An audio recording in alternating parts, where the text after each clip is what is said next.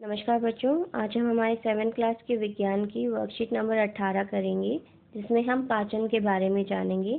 निम्नलिखित चित्रों को ध्यान से देखिए और समझें कि बकरी पत्तियां खा रही है, शेर मांस खा रहा है और जो बक है यानी बगुला वो मछली खा रहा है।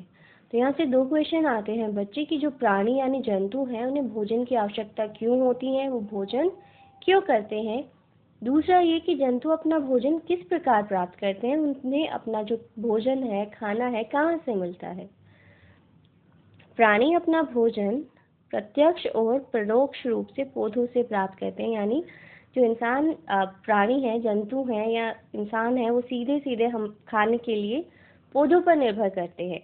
कुछ प्राणी तो सीधे सीधे उन पौधों को ही खा लेते हैं और कुछ जीव ऐसे हैं जो उन जीवों को खाते हैं जो पौधे खाते हैं। यानी कुछ प्राणी तो सीधे ही पौधों का भक्षण यानी उन्हें खाते हैं, उन्हें कहा जाता है शाकाहारी। जो सिर्फ और सिर्फ पौधे खाते हैं उन्हें कहा जाता है शाकाहारी। लेकिन कुछ ऐसे भी जीव हैं जो अन्य जीवों यानी अन्य जंतुओं को खाते हैं, उन्हें कहा जाता है मांसाहारी। जबकि कई अन्य उन जंतुओं को अपना आहार बनाते हैं जो पौधे खाते हैं, जैसे कि मांसाहारी। कुछ जंतु पौधे एवं जंतु दोनों को ही खाते हैं, उन्हें कहा जाता है सर्वाहारी। तो वे जीव जो केवल पेड़ पौधों के भाग ही खाते हैं उन्हें कहते हैं शाकाहारी। वो जीव जो मांस खाते हैं यानी अन्य जीवों को खाते हैं उन्हें कहा जाता है मांसाहारी। और कुछ जंतु ऐसे भी हैं जो मांस और पौधे दोनों ही खाते हैं, तो उन्हें कहा जाता है आपका सर्वाहारी। उदाहरण की बात करें तो जो हमारी बकरी है वो केवल पेड़ पौधों की पत्तियां खाती हैं, तो वो है आपकी शाकाहारी। शेर अन्य जीवों को खाता है, वो पेड़ पौधे नहीं खाता, तो वो है मांसाहारी। वहीं अगर हम सर्वाहारी की बात करें तो आपका जो है भालू, वो सर्वाहारी में आता है, वो दोनों ही चीजें खाता है। नेक्स्ट है आपका कि पोषक तत्व। कार्बोहाइड्रेट, वसा, प्रोटीन जैसे भोजन के संघटक यानी पोषक तत्व ऊर्जा और शरीर की वृद्धि के लिए अत्यंत आवश्यक है।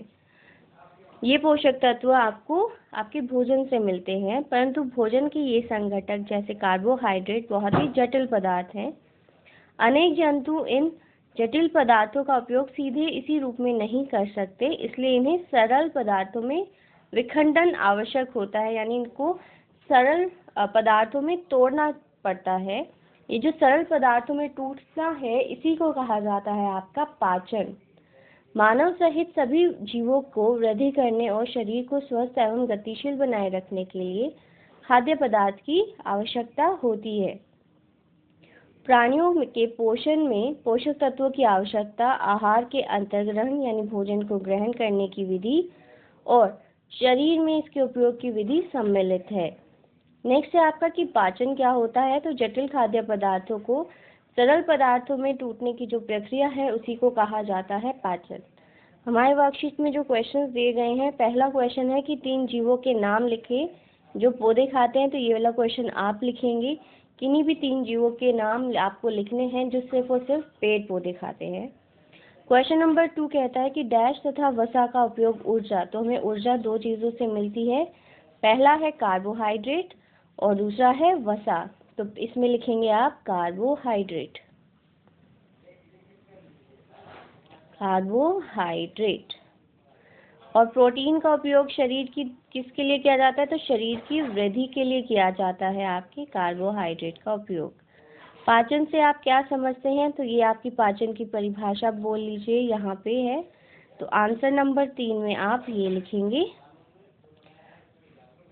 जंतुओं को पाचन की आवश्यकता क्यों होती है, क्वेश्चन नंबर 4। तो जीव जो है जटिल पदार्थों को ऐसे ही इस्तेमाल नहीं कर सकते, उन जटिल पदार्थों को पहले सरल पदार्थों में तोड़ा जाता है, इसी के लिए आपके जंतुओं को पाचन की आवश्यकता होती है। तो इस क्वेश्चन में आप ये वाला आंसर लिखेंगे कि भोजन के संघटक जैसे कार्बोहाइड्रेट जटिल पदार्थ हैं, इन्हें जंतु इस्तेमाल नहीं कर सकते, इसलिए इन्हें सरल पदार्थों में इनका तोड़ना आवश्यक होता है। तो आंसर नंबर 4 में आप ये वाला पार्ट लिखेंगे। आई होप आपको ये वर्कशीट अच्छे से समझ आ गई होगी। Thank you.